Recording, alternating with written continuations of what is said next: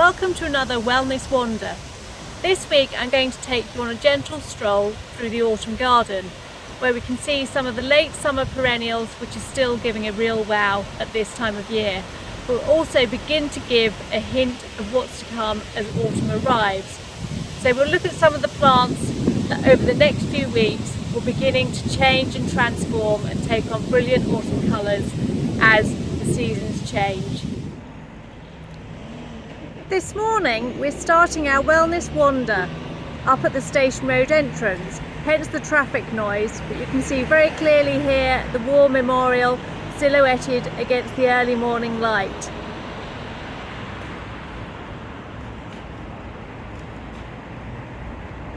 But I thought it'd be nice to start here at one of our entrances to just take in this lovely meandering path that leads you into the heart of the Botanic Garden.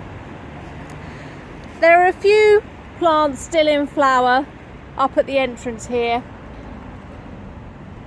So the lovely deep wine coloured flowers of PENSTEMON Raven,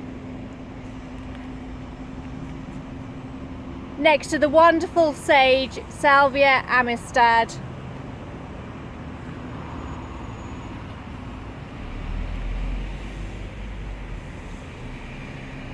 the Russian sage Perovskia atriplycifolia, still with plenty of flower here, billowing over the path, and the lovely structural seed heads of the Turkish sage PHLOMIS RUSSELIANA, which will continue to look good and hold their own right through autumn, well into winter. But I thought it would be nice to also think about the coming season. So as we wander past the lawn here, you can see it's freshly mown and has very clear stripes. And just glance over to the plantings by the Sainsbury Laboratory glasshouses, where you can see the brilliant yellow golden forms of Rudbeckia effulgea goldsturm. And in this corner, into autumn, we'll also see the vibrant colours of LIQUIDAMBAR, STYRACIFLUA, WORPLESDON lightening up this corner of the garden.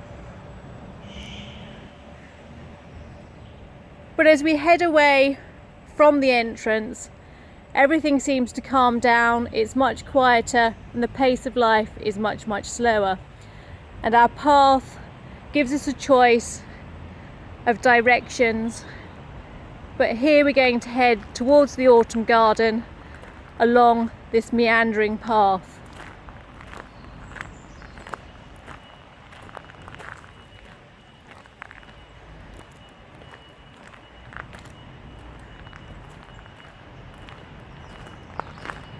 Wandering beneath the canopy of FAGUS SYLVATICA PURPUREA, or the purple beech,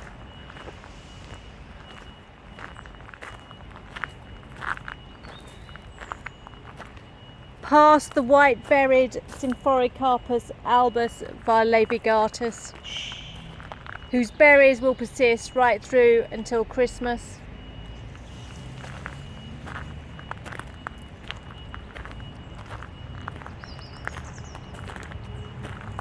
And just to orientate ourselves, a quick glance at one of our new signs, which maps out the garden and shows us quite clearly where we are here at this northeastern corner of the garden. There's always something happening here in the garden, and at the moment we're just getting together the final details for an exhibition called PALMATUM, which is going to explain the value of plant surfaces and cuticles to science. And this will be opening very soon here in the garden. You can see here the display centre tucked into a corner beside the autumn garden, which you can enter beside AESCULUS FLAVA. It has these lovely pinnate leaves, and you may spot of fruit on it too. And just glancing along the middle walk, just to take in the leaves of ACER palmatum OSAKAZUKI, which are beginning to take on almost purplish tints, but this will, as autumn proceeds, take on fiery reds, which really warm the heart on the dullest of autumn days.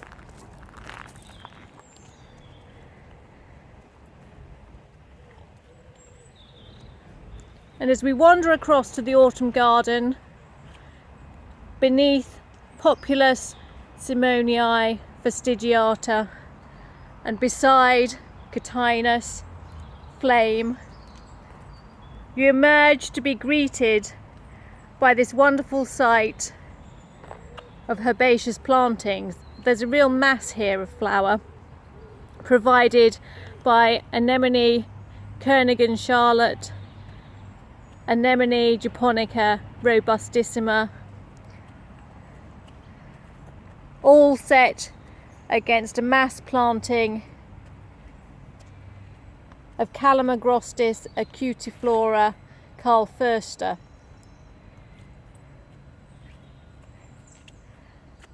And in the early morning light, this really does make a very vibrant scene, as everything's really lit by this low autumnal sunlight.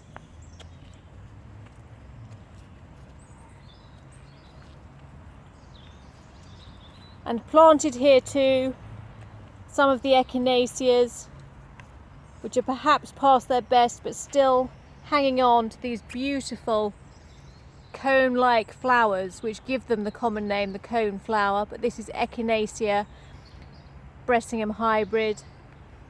And we can also see here Echinacea white swan. But this really is a wonderful feast for the eyes at what is perhaps, in garden terms, a quieter time of year. And as we head on through the autumn garden, we're passing Euonymus alatus apterus, or the winged spindle tree, which again is just beginning to take on some autumnal colours and giving a taste of what's to come.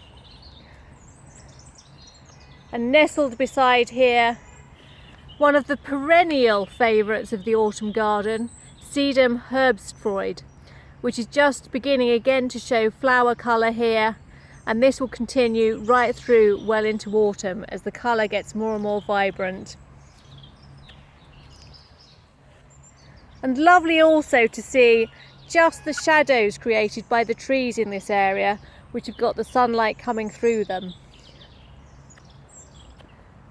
But as we look over to Sorbus alnifolia, you can see it has a mass of berries which will ripen as the season progresses, and a wonderful underplanting here of Colchicum byzantinum. Many of the autumn flowering crocuses are in flower or just coming into flower now, and all take the common name naked ladies, which is given because of this naked stem that they have and their leafless forms now. Once they've finished flowering, there'll be a mass of verdant lush green leaves appearing to take the place of the flowers. And as we pass by Ostrea virginiana, we can just stop to admire these tiny newly forming catkins, which will plump up over winter and be at their fullest next summer. And beneath, in this dappled shade, a carpet of another of the autumn crocuses, Colchicum laetum. And really, just to take in, as we pass through the autumn garden, more colchicums, this time Colchicum silicicum, which makes lovely contrast to the beautiful forms of Betula pendula form a pendula, which here have been planted to give wonderful effect of massed white stems which provide dappled shade for the plantings beneath.